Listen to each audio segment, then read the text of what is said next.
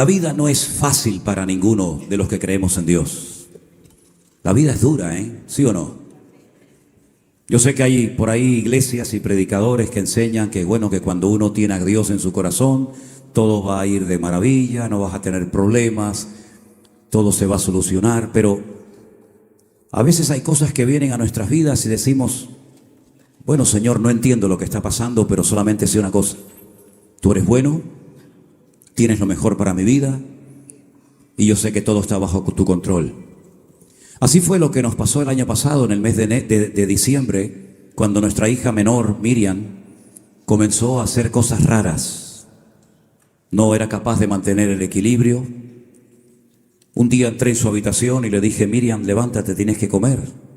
Estaba todo el día acostada, todo el día durmiendo, había perdido mucho peso. Y le dije, Miriam, venga, vamos a comer. Y empezó a decir, papá, papá. Y en ese momento entró mi hija mayor, Priscila, y los dos nos quedamos mirando y le digo, venga Miriam, vamos, levántate, vamos a comer. Y empezó a seguir, papá, papá. Mi hija mayor se me queda mirando, comienza a llorar y me dice, papá, yo me voy a la calle a dar un paseo, no puedo aguantar esto. Tenemos una hermana que es doctora en nuestra iglesia y vino un día a casa, le contamos un poquito lo que estaba sucediendo y le hizo como unas pruebas. Por ejemplo, decía, tócate con la punta de la nariz, con la punta del dedo, perdón, con la punta del dedo tócate la nariz y cosas así, y era incapaz, no había coordinación en ella. Nos dijo, esto no pinta bien. Fuimos al hospital y ese mismo día la ingresaron en la planta de oncología. Le hicieron una serie de pruebas en la cabeza, le hicieron todo lo que tienen que hacerle, ¿no? Y la cosa no pintaba nada bien. El primer diagnóstico decía que podía ser metástasis en el cerebro, con 26 añitos, 27. No entendíamos nada, pero nunca, créame y lo digo para la gloria de Dios, nunca le dije al Señor, ¿por qué me mandas esto? Jamás.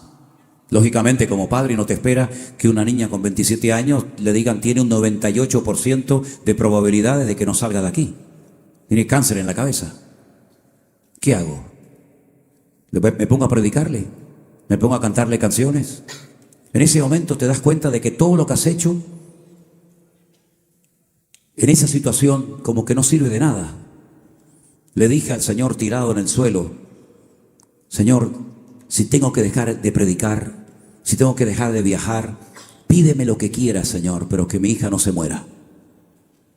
Lo que quieras, como si me lo tienes que mandar a mí. Como si me tengo que cortar un brazo, me da igual. Pero las cosas no funcionan así. El Señor comenzó a obrar, el Señor comenzó a mover a miles, y les agradezco públicamente de todo corazón a todos los que han orado por mi hija y a todos los que lo siguen haciendo, ¿verdad? Finalmente no dijeron que era metástasis, como en un principio nos habían dicho, pero sí le diagnosticaron una enfermedad que no tiene cura, desde el punto de vista científico para los médicos, que se llama esclerosis múltiple. La palabra esclerosis es una palabra que viene del latín, significa cicatrices o marcas, en este caso en el cerebro. Recibe un tratamiento costosísimo, que gracias al Señor, lo que llamamos en España la seguridad social, que es todo lo que es el seguro médico, lo cubre perfectamente. Le tuvieron que extraer con muchísimo cuidado un líquido de la médula espinal, porque también la tienen dañada, y mandaron todas esas pruebas a Suiza, y allí le hicieron un tratamiento personalizado, que es el que está recibiendo actualmente cada 6 meses. Ahora, por cierto, ahora el mes de marzo le vuelve a tocar otra vez. Tiene que estar unas cuantas horas, casi toda una mañana en el hospital. Es un tratamiento que se mete por vena, muy fuerte, y le dura 6 meses. No es para curarla, sino para que esa enfermedad llamada esclerosis múltiple no vaya más. Pero lo que quiero decir con todo esto es que Dios no tiene que pedirte a ti permiso para probarte. Nunca te pedirá perdón por haberte probado. Si nosotros decimos que Él es nuestro Dios, nuestra cabeza, nuestra autoridad, ¿puede o no puede hacer el Señor lo que quiera en tu vida? Por supuesto que sí. Y además, las pruebas que el Señor manda a nuestra vida no son las pruebas que le tenía que haber mandado a otro. No, porque las pruebas son proporcionales a nuestro nivel de fe y de madurez y de crecimiento y de desarrollo espiritual, ¿sabes? Comencé a estudiar en la Biblia gente que fue probada de diferentes maneras. Y me di cuenta de que las pruebas que Dios, por ejemplo, le mandó y le pidió a Abraham que las hiciera, que las pasara, eran específicamente para él. No fueron para David. Las de David eran diferentes. Pero todas y cada una de esas pruebas que Dios va a permitir que vengan a nuestra vida tienen siempre un propósito. Dios te puede probar en lo físico, te puede probar en lo matrimonial, te puede probar en lo económico, te puede probar con tus hijos. Hermanos, las pruebas son de diversos colores, como dice el texto de la carta a Santiago, ¿verdad? Pero dice la Biblia que nuestra actitud es lo que marca la diferencia a la hora de la prueba. Y dice la Biblia, tened por sumo gozo cuando os halléis en diversas pruebas, sabiendo que la prueba de vuestra fe produce paciencia. ¿Cuántos dicen amén? Y ¿saben qué, hermanos? Aunque por supuesto todavía me falta muchísimo en todo, no presumo de nada, solamente presumo de mujer y de hijas y de nieto. De eso sí presumo. Pero a título personal no tengo ningún motivo para presumir absolutamente de nada. Pero sí puedo decir para la gloria de Dios que hoy tengo más paciencia que el año pasado. Se lo puedo decir para la gloria del Señor. Y es que cuando uno sale de la prueba, uno sale fortalecido. Y hemos visto también, por supuesto, un cambio en la vida espiritual de nuestra hija. Porque a veces damos por sentado que los hijos de los pastores o los hijos nuestros que han nacido en un ambiente, digamos, cristiano, rodeado de niños en la escuela dominical y que asistían a la iglesia con papá, mamá, la abuelita, pues ya también ellos son cristianos. Pero estamos viviendo una crisis mundial de personas que se han criado en el evangelio, pero que en el fondo no son realmente cristianas. En el fondo no han tenido un encuentro, una experiencia personal con Cristo. Y no solamente veo eso, sino que también he conocido lamentablemente a muchos que por atender a los demás y por estar todo el día metido en las cosas de Dios, en la obra, en la iglesia, atendiendo a la gente, viajando por aquí, viajando por allá, perdieron sus vidas, perdieron la vida de sus hijos, sus matrimonios. Conocí una vez a un hombre que me quería matar. Bueno, seguramente habrá más de uno, ¿no? Pero conocí específicamente a un hombre que vino a la iglesia y me dijo, te vengo a matar. Y le digo, ¿y por qué? Dice, porque me has robado a mi mujer, me dice. Digo, ¿yo te he robado a tu mujer? Dice, está todo el día metida en la iglesia. Y es una lástima ver a gente que está todo el día supuestamente en la iglesia sirviendo a los demás y se olvidan de que en casa tienen un marido inconverso, que no le hacen ni caso. Pero eso sí, lo quieren convertir con la Biblia más grande, a garrotazo y a bibliazo limpio, ¿verdad? Pecador, arrepiéntete, no sé qué, que te vas al infierno. Y así no vas a ganar a tu marido en la vida. Al hombre no se le gana por ahí, se le gana por allá. Así es que déjate de estar todo el día atendiendo a los demás y olvidarte de tus hijos y de tu marido. Una noche estábamos en una ciudad en España, cenando en la casa de un hermano, de un pastor, y entró de repente su hijo. Y entonces el hijo le dice al padre, papá, ya sé lo que voy a hacer en la vida. Voy a ser drogadicto. El padre tenía centros de rehabilitación para muchachos con problemas de droga. No, y la cosa es que se hizo drogadicto, no es una broma, De hecho, se fue de la casa, tuvimos que ir a otro país a buscar al muchacho. Y la cuestión está en que la explicación que él daba es que papá, solamente tienes tiempo para atender a jóvenes drogadictos y a mí hace años que no me atiendes. Perdió a su hijo por salvar a los demás. Y la Biblia dice que el que no atiende a los suyos es peor que un incrédulo y ha negado la fe. Así es que está bien que vengas a la iglesia, que cantes, que prediques, que ayunes, que reprendas, que sueltes, que para aquí, para allá. Todo eso está muy bien, hermanita o hermanito. Pero no te olvides que tu mayor prioridad en la vida es atender a tu familia. Y si ganas el mundo pero pierdes a tu familia, no has ganado nada. Porque qué dolor y qué tristeza tan grande tiene que ser. Yo, gracias a Dios, no sé lo que es eso. Pero qué tristeza tan grande tiene que ser para una persona que está atendiendo a los demás, pero que ha perdido al tesoro más grande que Dios le puede dar a unos padres. ¿Que cuál es? Nuestros hijos. Así es que, sinceramente les digo, no tengo ni idea por qué estoy diciendo esto. porque este no es el mensaje que yo tengo para ustedes esta noche. Pero sentí en mi corazón decirles esto, porque si hay aquí una sola mujer, un solo hombre, que por atender a los demás estás descuidando tu vida, que le das más importancia a tu vida externa que a tu vida privada, estás cometiendo una gravísima equivocación. El gozo más grande que un padre, que una madre puede tener en esta vida es ver que sus hijos aman, adoran y sirven y honran al Dios que tú dices que también estás sirviendo. ¿Cuántos dicen amén? Dale ese fuerte aplauso al Señor en esta noche. Aleluya. Que Dios nos ayude a todos. Hermanos queridos, empecé hace unas semanas a leer el libro de los jueces. ¿Hay alguien aquí que lo ha leído alguna vez, el libro de los jueces? Gracias, hermano. Es un libro de la Biblia, por si acaso piensan que es un libro de jueces o de abogados. No, no. El libro de los jueces es un libro muy bonito, muy interesante, porque nos relata 200 años de historia. 200 años de historia. Va desde la muerte de Josué hasta la aparición en el ministerio del profeta Samuel. Uno detrás de otro, contándonos sus problemas, sus luchas, sus dificultades. Pero para poder entender la situación caótica de anarquía espiritual y moral que estaba atravesando las 12 tribus de Israel, el pueblo de Israel en aquel tiempo, hay 3 textos que vamos a leer en esta noche, porque se van a proyectar ahí en la pantalla y los vamos a leer juntos, que nos van a ayudar mucho a poder entender cómo es posible que el pueblo de Dios cayera tan bajo y se descuidaran y se desconectaran completamente del Señor. El primer versículo que vamos a leer se encuentra en el capítulo 2. ¿Ese era el primero? Ok, el primer versículo que vamos a leer era el capítulo 2, versículo 10. Jueces capítulo 2, versículo 10.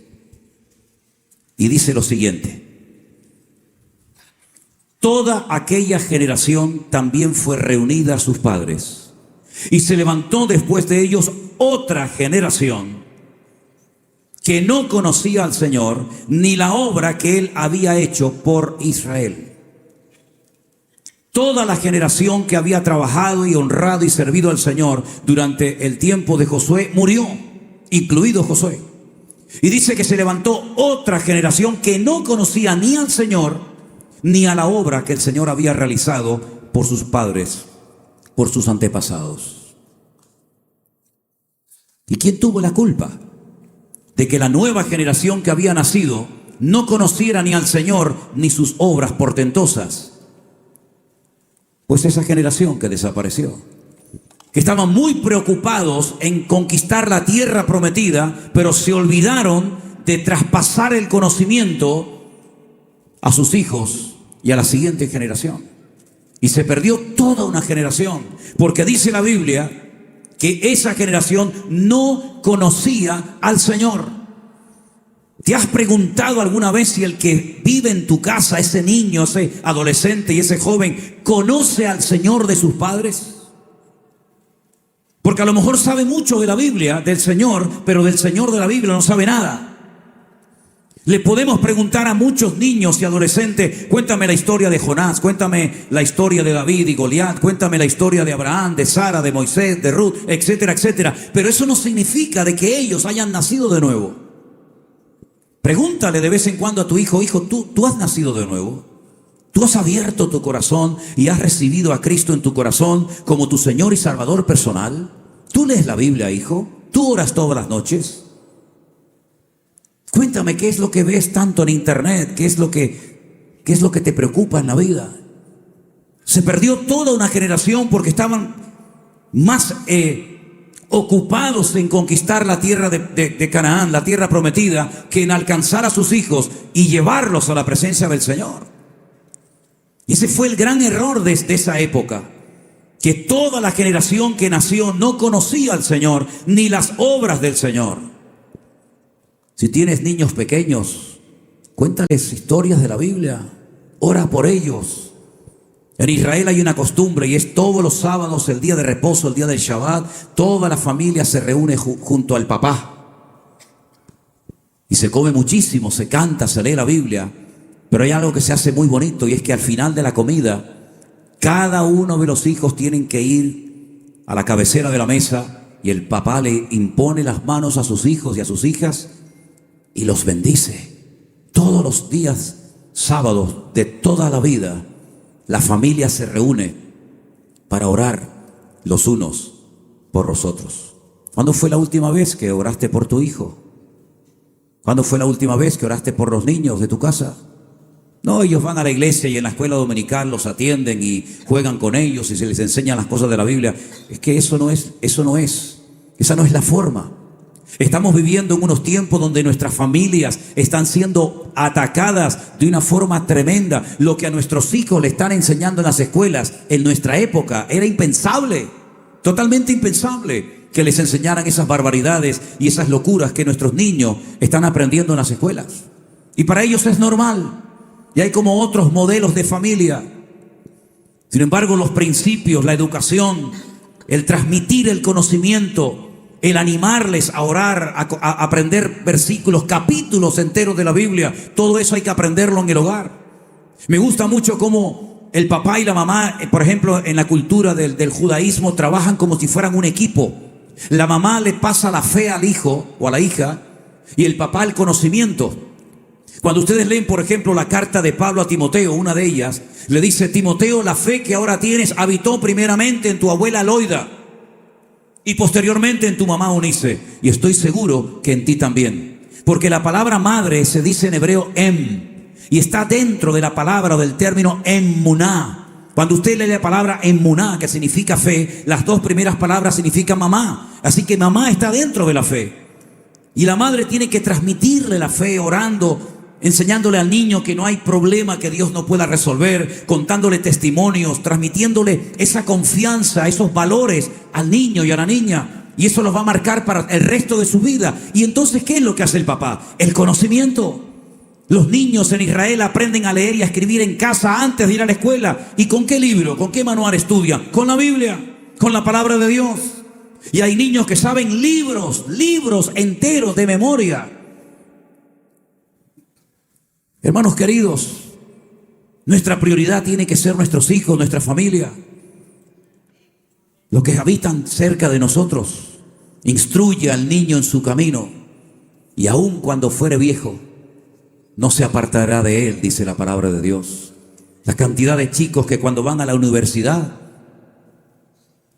se olvidan del Señor, se olvidan de la palabra de Dios. Los atrapa un chico, una chica del mundo y ya no quieren volver a la iglesia. El porcentaje de jóvenes que se pierden después de haber estado en iglesias cristianas evangélicas y no vuelven después de muchos años, cada vez va en aumento. Siempre me he preguntado cómo es posible que a un muchacho de jovencito, un adolescente, lo vendan a un país extranjero, le hagan todo tipo de cosas terribles y sin embargo después de un montón de años, incluso en la cárcel, él no perdió la fe. Y estoy hablando de José. Fíjense, por ejemplo, el ejemplo de Daniel. Daniel le cambiaron el nombre, le cambiaron el régimen alimenticio, lo llevaron a otro país, le enseñaron otra cultura, le enseñaron otra religión, le enseñaron otras costumbres. Pero sin embargo, él dice que desde el primer día que entró y pisó Babilonia, dice que él se propuso en su corazón no contaminarse, no dejarse arrastrar por la corriente de Babilonia, que era terrible. En otras palabras, le hicieran lo que le hicieran, tal vez lo podían cambiar por fuera, pero por dentro su corazón estaba alineado con el Señor. Y fíjense, por ejemplo, cuando José se encuentra con sus hermanos tienen miedo porque ahora es un hombre poderoso, un hombre que con un chasquido de dedos puede mandarlos a todos a la muerte. Pero sin embargo él dice: no lloren, no tengan temor, no se preocupen, porque no fueron ustedes los que me trajeron aquí, sino fue el Señor el que me trajo aquí, utilizando la envidia y los celos de ustedes hacia mi persona. ¿De dónde sacaban esa fe? ¿De dónde sacaban ese arraigo a la palabra? Sin padre, sin madre, sin Biblia, sin Nuevo Testamento, sin internet, sin iglesia, sin pastores, sin nada prácticamente. Pero dice: pero el Señor estaba con José y José también estaba con el Señor. Y todos y cada uno de nosotros tenemos que darnos cuenta de que nuestros hijos, nuestros hogares están en el punto de mira del diablo. El diablo daría lo que fuera por destruir tu matrimonio. El diablo daría lo que fuera, firmaría lo que hiciera falta con tal de que tu familia fuera destruida. Por eso repito, tu mayor prioridad es cuidar de la vida, de la estabilidad emocional y espiritual de tu casa. Le puedes comprar un auto, le puedes pagar una carrera universitaria, pero lo que va a marcar su vida presente y eterna va a ser que tú los lleves a los pies de Cristo y que se enamoren del Señor toda su vida, mi querido hermano. Pero ¿cuál es el problema? Que muchos padres son una cosa en la iglesia y otra cosa completamente diferente en las casas. Yo sé que aquí no pasa. Yo sé que esto es un problema que tenemos en Europa, ¿no? Pero como he contado en varias ocasiones, nunca olvidaré cuando una vez una hermana se me acercó y me dice, me voy a ir a vivir con los niños a la iglesia, pastor. Digo, sí, ¿para qué? ¿Qué va a hacer aquí? Dice, porque aquí mi marido en la iglesia es un ángel, pero en la casa es un demonio. Digo, ¿y usted cree que la iglesia lo va a cambiar? ¿Usted cree que por vivir en la iglesia lo va a cambiar? Mis queridos hermanos, los hijos ven todo y oyen todo lo que nosotros hacemos y decimos en nuestras casas. Y si usted en su casa se la pasa criticando a la iglesia y al pastor, después lo quiere convencer para que vayan a la iglesia que usted recién acaba de criticar. Va a llegar un momento en el que van a decir, no quiero ir, papá. Porque a lo mejor no se atreve a decírtelo a la cara, pero en lo más profundo de su corazón, ¿cuántos hijos han sido vacunados contra las iglesias, vacunados contra el Señor por el mal ejemplo que a lo mejor sus padres le dieron? Seamos realistas, seamos honestos. Y vamos a preguntarnos si verdaderamente estamos trabajando y estamos invirtiendo en ellos para que ellos el día de mañana sean aún mejor cristianos y mejores siervos de Dios de lo que nosotros pudimos llegar a ser para la gloria del Señor. Amén, hermanos. Toda la generación que se levantó después de Josué no conoció al Señor, ni su palabra, ni sus obras portentosas. Qué lástima, ¿verdad? Cuando Moisés murió, hubo un Josué. Pero cuando Josué murió, no hubo alguien que ocupara su lugar. Se creó un vacío de autoridad. Y entonces vemos en el siguiente texto bíblico otro problema que comenzó a cometer el pueblo de Israel. En el capítulo 3, versículo 7, dice la palabra: hicieron los hijos de Israel lo malo ante los ojos del Señor y se olvidaron de su Dios. Esta frase la he subrayado en el libro de los Jueces, aparece un montón de veces. Hicieron lo malo ante los ojos del Señor. Hicieron lo malo ante los ojos del Señor. Dios levantaba un juez, los libertaba, estaban un tiempo tranquilos, moría el juez, volvían a hacer lo malo ante los ojos del Señor. Venían los enemigos, dejaba de caer la lluvia, eran secuestradas las mujeres, quemaban las cosechas, clamaban al Señor, Dios levantaba otro juez, los libertaba de la opresión, se moría el juez, volvían a hacer lo malo ante los ojos del Señor. Y la historia se repitió por un periodo de más de 200 años. Si no aprendemos de los errores del pasado, los vamos a volver a cometer. ¿Y por qué hacían lo malo ante los ojos del Señor? Porque perdieron el respeto a Dios. No había santidad ni orden en el pueblo. Había un vacío de poder. ¿Se acuerdan ustedes las palabras de Pablo cuando se despide de la iglesia que él había pastoreado por 2 años en la ciudad de Éfeso? Él dice: yo sé que después de mi partida, lobos rapaces de entre vosotros se levantarán y no perdonarán al rebaño. ¿Cómo sabía Pablo que cuando él se ausentara, había personas que estaban luchando por puestos y por cargos en la iglesia, que iban a aprovechar la ausencia de Pablo para asaltar a la congregación y hacerse con el control y con el poder de la iglesia? Eso fue lo que le pasó al pueblo de Israel. Cuando Moisés murió, había un hombre de Dios que fue preparado por 40 años. Y en esos 40 años Dios lo moldeó, aprendió a servir, aprendió a someterse, aprendió todo lo que tenía que aprender para estar capacitado para ocupar el lugar de Moisés. Pero cuando Josué muere, no había nadie. Se creó un vacío de autoridad, se creó un vacío en el liderazgo. Y lo que pasó fue que el enemigo tomó lugar, porque Satanás se mueve en el caos, en el desorden. Satanás se mueve en ese vacío donde no hay autoridad, donde no hay cobertura, donde no hay nada. Y entonces vamos a ver que el siguiente texto bíblico nos dice más adelante y cada uno hacía lo que bien le parecía, porque no había rey en Israel. ¿Cuántos dicen amén? No había rey en Israel, por lo tanto esto me da licencia para hacer lo que me da la gana. No, señor. No, señor. Ustedes tienen suficiente conocimiento bíblico y suficiente experiencia y testimonios para que, aunque no haya rey, no significa de que ahora puedo hacer lo que me da la gana, porque ya ustedes saben lo que tienen que hacer. Pero el gran problema de aquella época y hoy en día es que hay un excesivo arraigo al hombre en vez de un apego y un arraigo al Señor y a su palabra. Hay gente que no sabe vivir sin un pastor. Yo llevo 40 años sin tener un pastor. A mí no me predica nadie. A mí no me aconseja nadie, digamos, de decir, pastor, ¿me puede atender? A mí nadie me pasa la manita por la espalda. Es que ni lo necesito. Pero ¿cuántas personas, si el pastor hoy no les saludó, se enfadaron y se cambian de iglesia? Yo sé que aquí no pasa. Eso es allá, en Europa, en la vieja Europa, ¿verdad? Pero ¿cuántas personas se fueron de la iglesia porque no recibieron lo que querían recibir? Y yo siempre he dicho, y ustedes lo saben porque he sido muy claro cuando he enseñado esto, que la mejor manera de no sentirte nunca ofendido por nadie es no esperar nada de nadie. Si usted espera que le saluden, si usted espera que le llamen, si usted espera que le visiten y no recibe lo que usted quería recibir, se va a sentir herido, se va a sentir ofendido.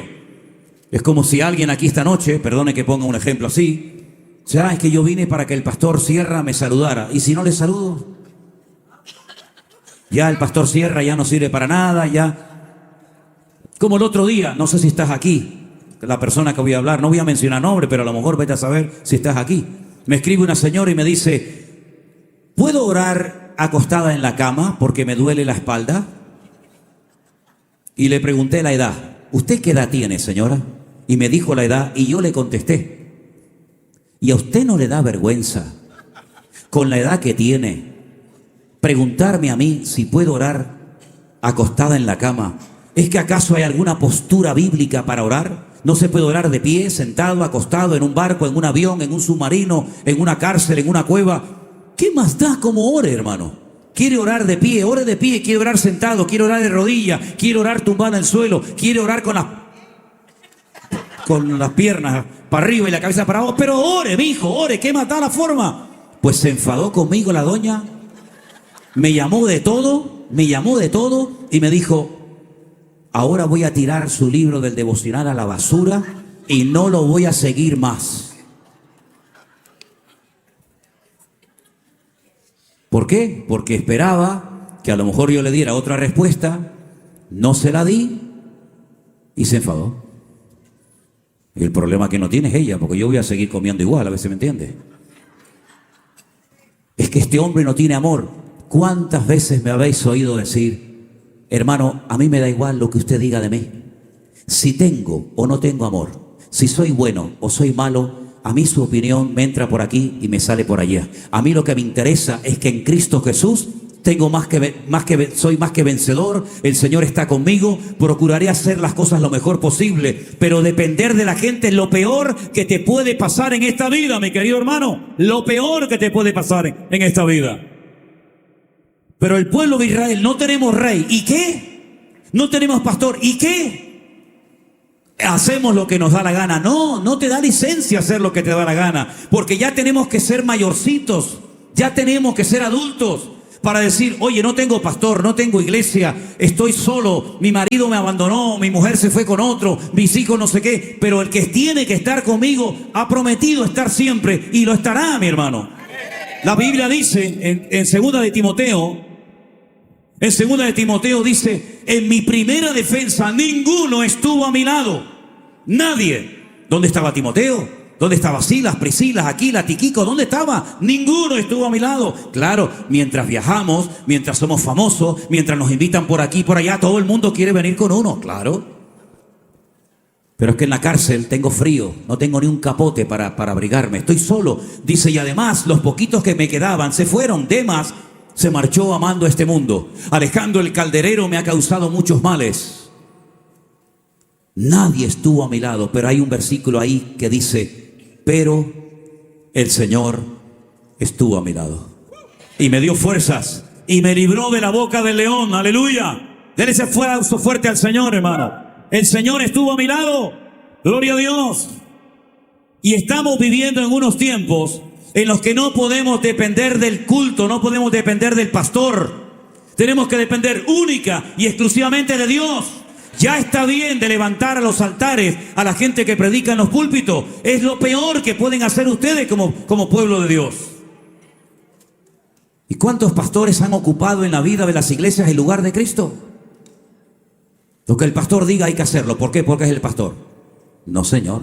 Usted será el pastor o el susun corda o como quiera que se llame, ¿sabe? Si usted se desvía un milímetro de la Biblia, yo no tengo ninguna obligación bíblica de someterme a un sinvergüenza, a un ladrón y a un manipulador de la Escritura. Si usted lo hace, usted se hace copartícipe del desorden de ese caballero. Ahí está grabado, lo puede escuchar cuando quiera. Como tampoco una mujer cristiana tiene que someterse a un sinvergüenza, a un mujeriego y a una persona que no ama y respeta al Señor. En otras palabras, no confundamos el someternos como si Juana, lo que usted diga, porque es el ungido de Jehová. ¿Y usted qué es entonces, mijo? Es que yo soy el ungido de Jehová. ¿Y ustedes qué son? ¿Ungidos de quién? El mismo espíritu que mora en mí, mora en cualquiera de ustedes, mi querido hermano. Y la misma Biblia que yo tengo es la Biblia que usted tiene, mi querida hermana. Por lo tanto, al que tenemos que mirar y honrar y obedecer siempre es al Señor.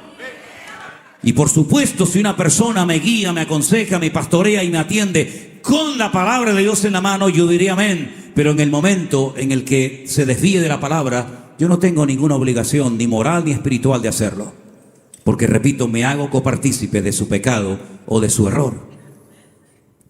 La dependencia excesiva del pueblo al hombre en vez de a la palabra de Dios ha producido un caos en la iglesia evangélica terrible. No se pueden ustedes imaginar en plena pandemia, en aquellos días de la pandemia, por ahí marzo, abril, junio del 2020, cuando comenzamos a recibir centenares y centenares de correos cada día y me hacían cada pregunta que yo decía, pero Dios mío, ¿qué está pasando con tu pueblo? Pastor, ¿es bíblico que cuando yo me vaya a bautizar le tengo que dar un sobre con una cierta cantidad de dinero al pastor? Digo, ¿para qué? Dice, para que me bautice. Porque si no se lo doy, no me bautiza. Y otro te decía, pastor, ¿es bíblico que yo le tengo que dar al pastor, al obrero, al líder o como quieras que se llame, esta cantidad de dinero? Porque si no se lo doy, me voy en maldición. Y si... Digo, ¿pero qué están enseñando la gente? El gran problema ha sido el desapego de la palabra de Dios. Se ha leído tan poco la Escritura, se ha profundizado tan poco en el texto bíblico, que no se compara, no se analiza, no se profundiza en las Sagradas Escrituras. Y después resulta que decimos amén a todo. No se puede decir amén a todo. Cuando ustedes leen la biografía de los jueces de Israel, había jueces que tenían cosas muy buenas, pero en otros aspectos eran un auténtico desastre, mis hermanos. Y por eso tenemos la palabra de Dios para poder analizar y comprobar si lo que estoy oyendo desde ese púlpito es o no es palabra de Dios. Y es como aquellos judíos que decían que cuando Pablo terminaba de compartir las Escrituras, dice que analizaban a la luz de las Sagradas Escrituras si lo que este hombre había venido a predicar estaba en la Biblia o no. Y por eso dice que eran más nobles, porque analizaban, comprobaban si verdaderamente lo que había predicado era bíblico o no era bíblico. Estos son los tres grandes errores que se cometieron en aquel tiempo. Cada uno hacía lo que le daba la gana. El pueblo se alejó de la palabra del Señor y entraron en una anarquía moral y espiritual sin precedentes. Nosotros tenemos una responsabilidad tremenda, mis hermanos, porque miles de personas nos observan y nos analizan y miran con lupa lo que decimos y lo que no decimos, ¿verdad? Y usted también está siendo analizado por vecinos, por amigos, por compañeros de trabajo, por familiares. Que Dios guarde nuestras vidas y nuestros corazones para que nunca jamás seamos una piedra de tropiezo a nadie. ¿Por qué la iglesia virtual?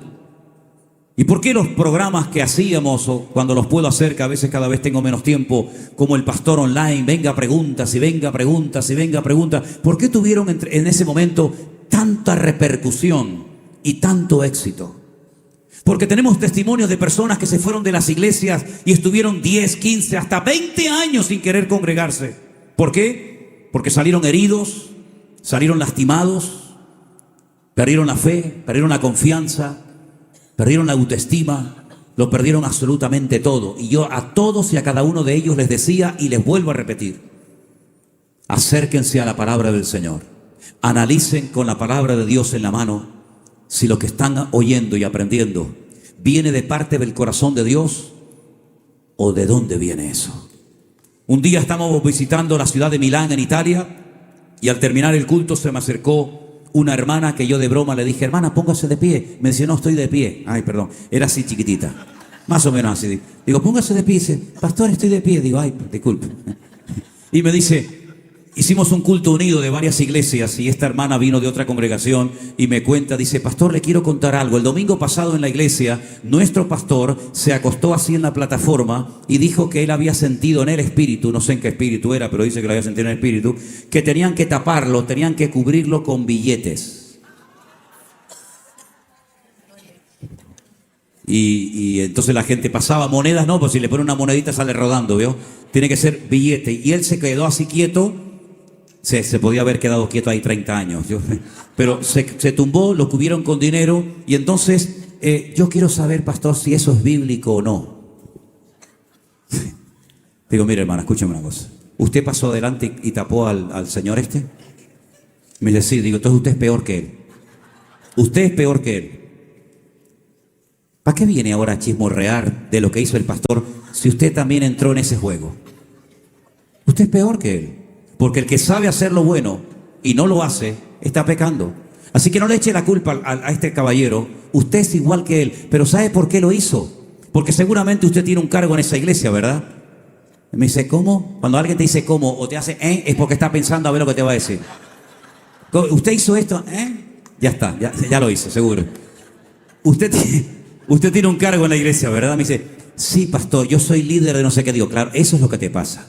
Que como eres líder de no sé qué, no quieres perder el cargo, no quieres perder tu posición, tu poltrona. Y entonces eres capaz de callarte y de hacer cosas incorrectas porque no quieres perder el sitio. Pero no te olvides que tendrás que rendirle un día cuentas delante del Señor. Bueno, la mujer parece que fue sacudida por la palabra, porque la palabra es un martillo, dice la Biblia, ¿sí o no? Si yo no doy martillazos en esta tarde a alguno, no estoy predicando la Biblia, no sé qué estoy haciendo. La palabra es una espada. Si no le estoy cortando la cabeza a alguien, no estoy predicando la palabra. La palabra es un fuego. Si no estoy calentando el corazón que está congelado hace años, pues no estoy predicando la palabra. La mujer se ve que fue sacudida, tomó la decisión de marcharse y al año siguiente volví, ya era la hermana miembro de otra congregación. Quiero decir con todo esto, hermanos, estamos viviendo tiempos difíciles y peligrosos, donde ya no podemos perder tiempo en tonterías. El Señor está buscando un pueblo que se ponga en orden, alineado con Él, en santidad con el Señor, y que sea capaz de ir en contra de la corriente si hace falta, y tener esa sensación de sentirme solo, pero en esa soledad yo sé que el Señor está conmigo. Así que a mí me gustaría que en esta noche tú fueras valiente. Y si tienes que tomar una determinación con tu vida, y no te olvides que si estás casado y tienes hijos, más todavía, que seas lo suficientemente valiente para decir: Señor, yo quiero hacer tu voluntad. Y yo no quiero hacer las cosas mal, porque cuando hacía esta gente, este pueblo, las cosas mal, los enemigos les atacaban. Las cosas comenzaban a ir de mal en peor y la bendición de Dios se apartaba. Y hoy el Señor está dándonos a todos y a cada uno de nosotros la oportunidad de hacer las cosas decentemente y con orden. No te vendas por un sueldo. No te vendas por una ofrenda, ni por un cargo, porque el Señor tiene 1000 veces más para ti que lo que cualquier hombre te puede ofrecer en esta vida. Quiero que todos cerremos nuestros ojos en esta noche. Aquí hay miembros de diferentes congregaciones, ¿verdad? Hermanos que han venido de diferentes partes. Hermanos que han venido aquí buscando una palabra de Dios en su corazón y en su vida. Dígale al Señor: Señor, ¿Qué es lo que tú quieres que yo haga con mi familia, con mi vida? Ponme en el lugar exacto donde yo pueda ser ministrado, donde deje de hacer las cosas a mi manera, en vez de a la manera y a la forma tuya, Señor. Nosotros tenemos un rey al que le hemos cantado, que es el Rey del universo. No tenemos excusa para vivir en desorden, hermanos, créanme. No tenemos excusa para vivir en una anarquía espiritualmente hablando. Tenemos una cobertura, tenemos un Rey, tenemos un Señor, tenemos una palabra al cual le debemos respeto, al cual le debemos toda la honra y toda la gloria que el Señor se merece. Lamentablemente el pueblo de Israel caía, se levantaba, caía, se levantaba, caía y se levantaba, porque no terminaban de aprender la lección. Y la lección es: al Señor tu Dios adorarás y a Él solo servirás. Yo te invito en esta noche a que tú pongas al Señor en primer lugar en tu vida, que no le tengas miedo a las circunstancias que te rodean. Que tú seas capaz de decir: Señor, voy a por todas, voy en serio. No quiero vivir con un pie dentro y con un pie fuera, agradando a los hombres, pero en conciencia engañándome a mí mismo. Quiero ponerte en primer lugar en mi vida, Señor. Quiero que tú estés contento conmigo y que tu bendición siempre esté en mi hogar. Y que yo pueda, Señor, honrarte, servirte y adorarte, mi Señor.